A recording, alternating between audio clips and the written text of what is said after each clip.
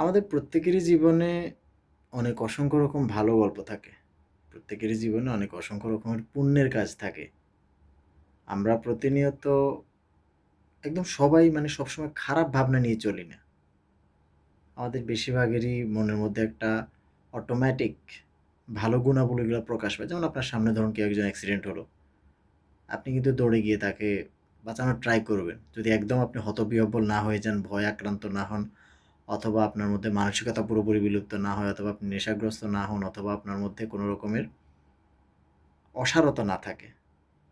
আপনি সুস্থ সবল মানুষ, আপনি হাঁটছেন, দেখছেন যে একটা অ্যাক্সিডেন্ট হতে যাচ্ছে, আপনি ছুটে গেলেন তার জন্য। কারো পানি পিপাসা পেয়েছে, অবশ্যই আপনি পানি নিয়ে এগিয়ে যাওয়ার চেষ্টা করবেন।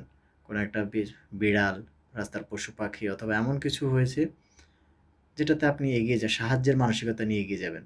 আমরা বেশিরভাগ অলমোস্ট আমি বলতে পারি 90% মানুষের মধ্যেই এমন একটা মানসিকতা থাকে। কিন্তু এরপরেও আমরা কি করি, কোনো ধরনের খারাপ সিচুয়েশন আসলে, লাইফে কোনো বিপদ আসলে, ঝামেলা আসলে আমরা পাপের কথা, ভুলের কথাগুলো স্মরণ করি। হতে পারে কোথাও কারো টাকা বকেয়া পড়ে আছে, হতে পারে কোথাও কথা রাখতে পারিনি, হতে পারে কোথাও সময় মতো যাওয়া হয়নি। অনেক রকম আমাদের জীবনে কিছু ত্রুটি বিচ্যুতি থাকে, সেই ব্যাপারগুলো আমাদের মাথায় আসে। যেটা একদমই হওয়া উচিত না। তো যেকোনো সময় বিপদে প্রথমে নিজের ভালো এবং পুণ্যের কাজগুলো নিয়ে ভাবুন, পজিটিভ থাকুন, যাতে করে ওই পুণ্যের শক্তিগুলো আপনার মধ্যে ইতিবাচক মানসিকতা তৈরি করতে পারে এবং বিপদ থেকে আপনাকে উদ্ধার করতে সহযোগিতা করতে পারে।